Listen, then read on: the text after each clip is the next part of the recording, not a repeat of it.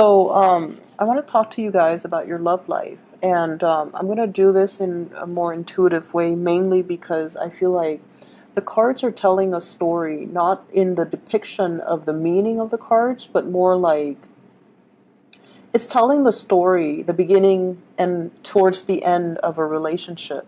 And I feel like for many of you, this is a marriage, a significant type of a relationship where you've been together for many years. So it starts out here with the wedding, the coming together with the Four of Wands. And this is like you were very young. You were young and naive, and I almost feel like for many of you, you were like in your early 20s, very late 20s, getting into a situation with somebody. You had really, really high hopes, the nesting instincts. We're going to have a family, we're going to have children, everything is going to be great. And you were very, very starry-eyed, and you went into this with a lot of optimism. And the person that you're dealing with, I feel like they were able to match you. So whatever you're bringing to the table, like financially, they were able to match with what you're bringing.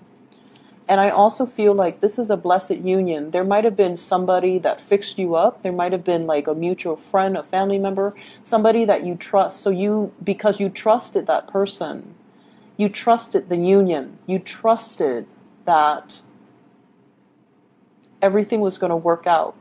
And so you were like starry-eyed and very optimistic that this union was going to be the happily ever after.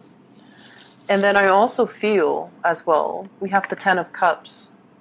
The Ten of Cups is a card about children sharing a blessed union with another person. You were very in love with this person, and they vice versa were very in love with you. And I feel like, the more we begin to move away from the first two cards, the more the differences become a lot more glaring. So it was a very ideal match, mainly because you saw the other person as your soulmate. You saw the other person as like, that happily ever after. This person is so much like me. They understand me. They're antisocial just as I'm antisocial. They're blunt just as I'm blunt. And we're going to, create little children that are exactly like us. We're going to watch them grow. For some of you, you might have 3 children. There are 3 flowers there, and you're watching it unfold. You're watching the miracle of life happen, and you're in it, together. And we move along, and we have the Lovers. This is major life decisions. Some of you might have moved very far away to be with your romantic partner.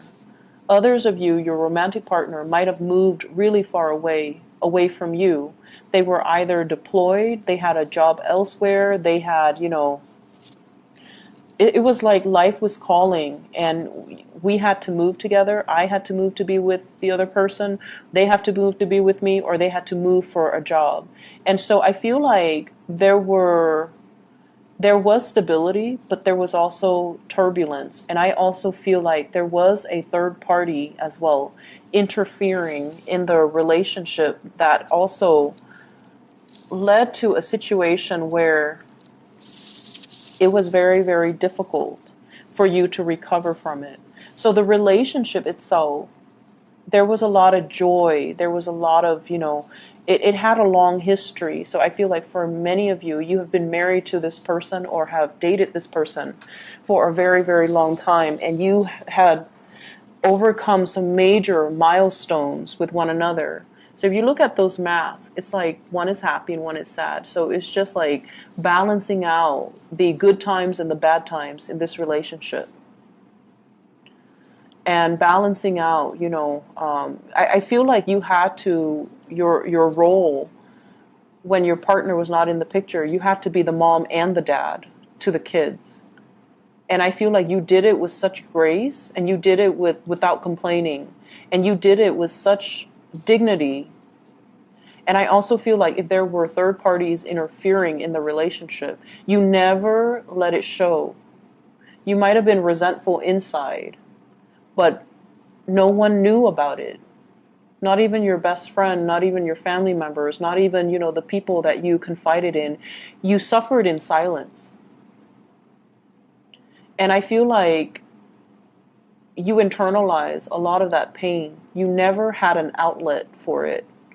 You never saw a therapist. Your partner, I feel like, it wasn't so much forgiveness. It was just putting on a mask, pretending everything is okay, and possibly not confronting the relationship partner because you might have been in denial about it, or you didn't want the confrontation to break up the family unit because you really loved this person. And so we escalate here from something that is, it started out with a very, very good beginning. The Four of Wands, like the hope, the optimism, and the similarities between the two of you. Ten of Cups. These are like, peas in a pod.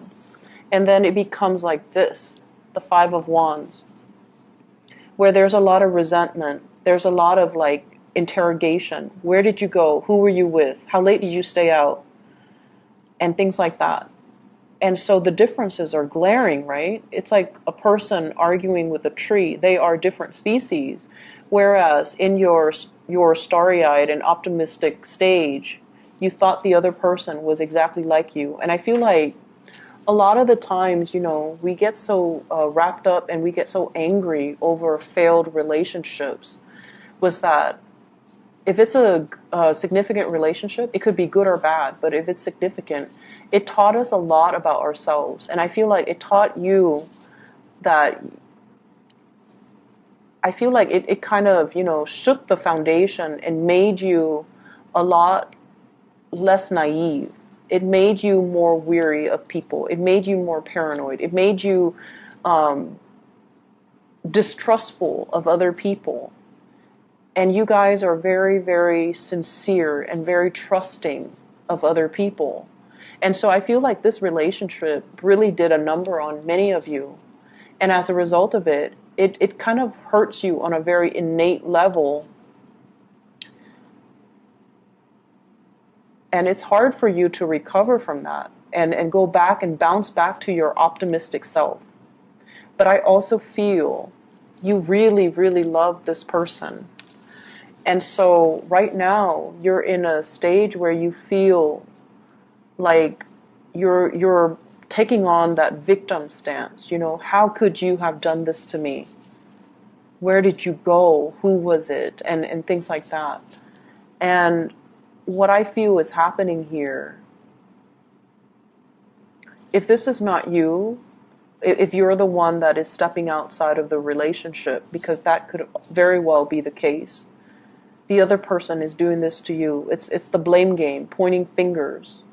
And the truth is, and honesty is the best policy, because you have somebody here that really loves you, and you have somebody that you really love. And over time, I feel like, through the course of the relationship, people drift apart. It's natural. We are constantly evolving. We are constantly growing.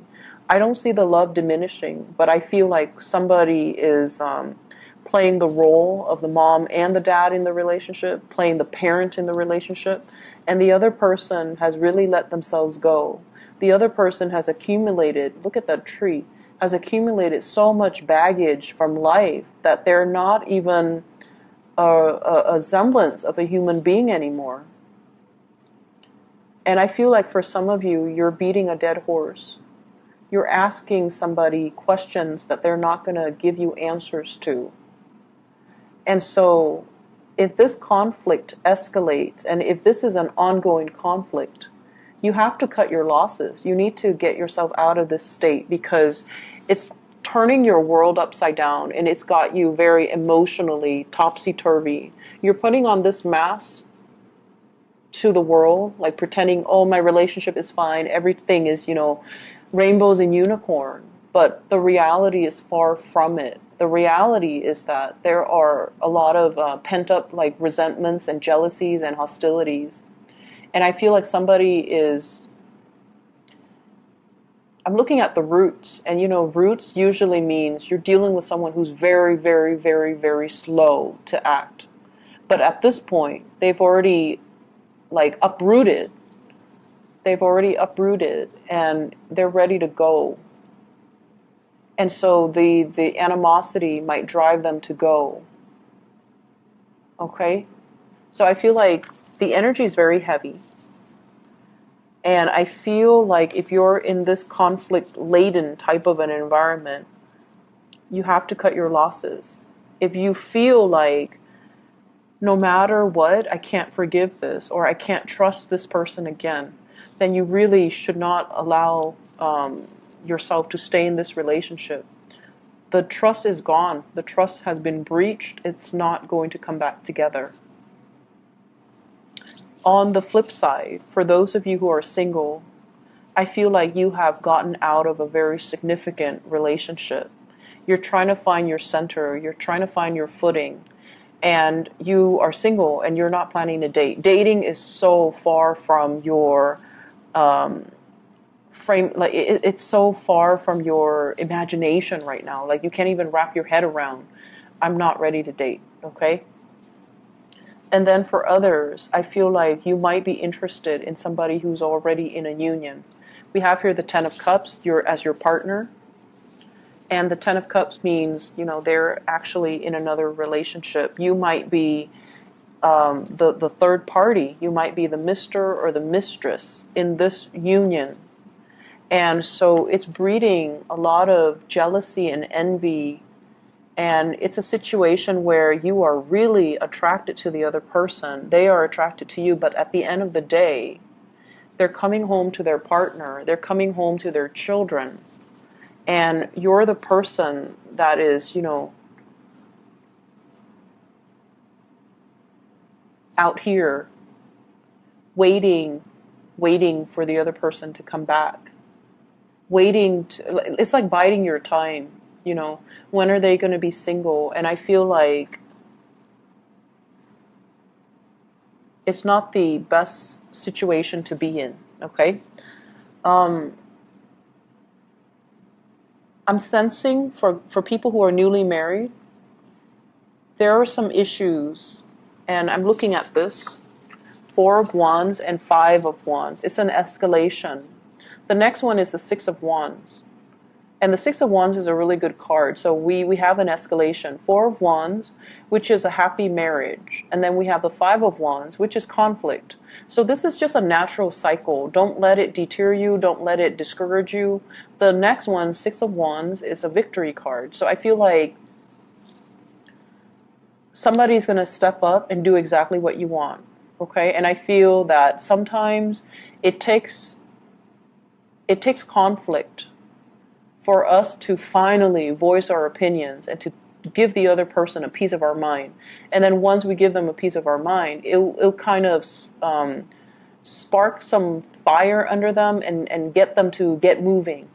So I feel like you might be dealing with somebody who's very slow to act, and then conflict is the best way to get them to respond and to do something. Other areas of your life, what I'm feeling, first of all, from this spread here is the responsibilities of child rearing. It's overwhelming, okay? Maintaining the household, cooking, taking care of the kids, busing the kids from childcare to soccer practice, to school, to babysitter, to the movies, and then taking the kids and all of their friends, to sleepover, to monitor, to go to school dances, like all the responsibilities of child rearing is becoming a lot more overwhelming.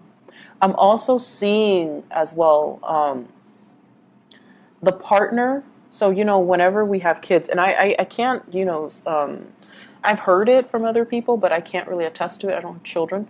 But I feel like somebody feels neglected because now all the attention is on the children. So the relationship is between the mom and the child and the dad and the child, rather than between the mom and the dad as a married couple. So I feel like that can also interfere with the relationship here as well. But I feel like a lot of responsibilities, work and home, and trying to balance everything else. And I feel like, you guys have an abundance of energy.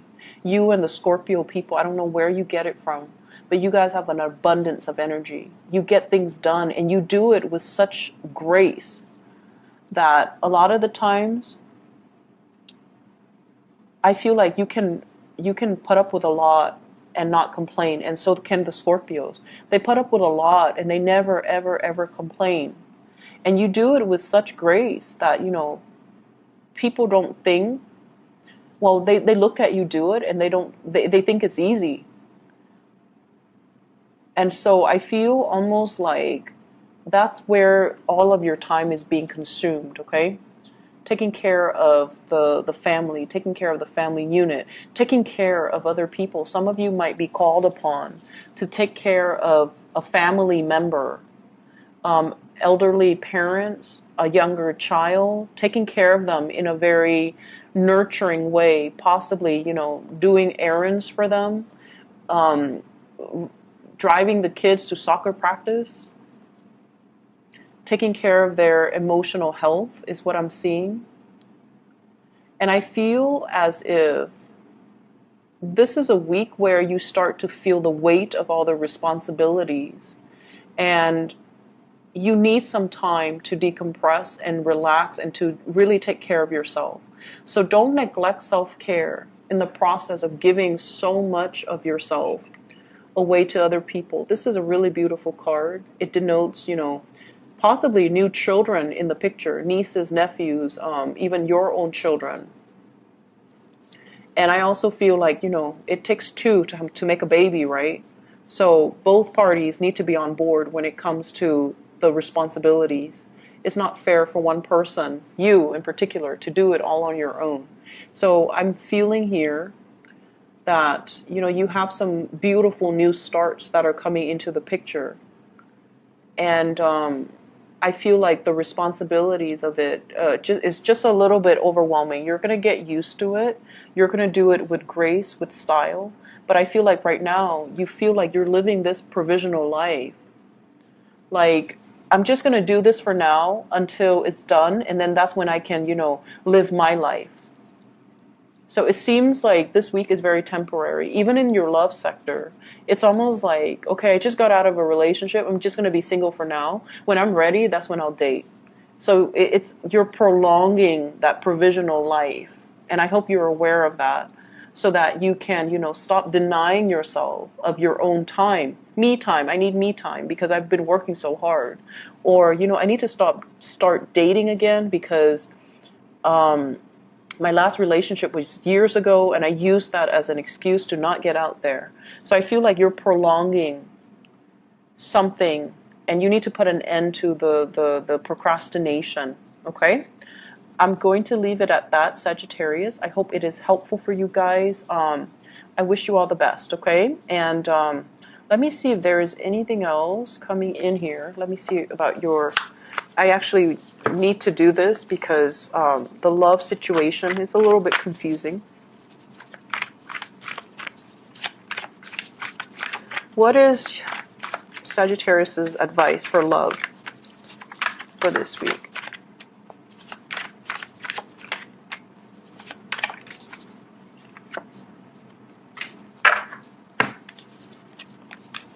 We have here the Page of Wands. This is news messages that's going to be coming in. It's coming in like invitation, somebody seeking you out. And they have here the Fool. You're going to be starting over. You're going to get a clean start. You're going to go out with new people. And then we have here the Ace of Swords. And the Ace of Swords is finality. Seeing somebody that you really like, or somebody is like eyeing you, possibly an air sign, Aquarius, Gemini, and Libra. This is somebody new. And we have a Gemini vibe here with the Lovers card. So I feel like you have a new person that's going to be coming into the picture, and you're going to be walking in that direction, okay? You're not looking back at your past anymore. So I feel like many of you newly singles, you've got somebody that you're walking towards, and there's going to be a lot of communication. And the communication and gathering and going out and dates, like actual dates, going on a date with somebody, seeing them outside in their natural habitat, and, you're going to get a new lease on your love life, okay? So whatever relationship, if you're still in it, you kind of need to draw the line and, cut your losses, all right? I wish you all the best, Sagittarius. Take care. Bye-bye.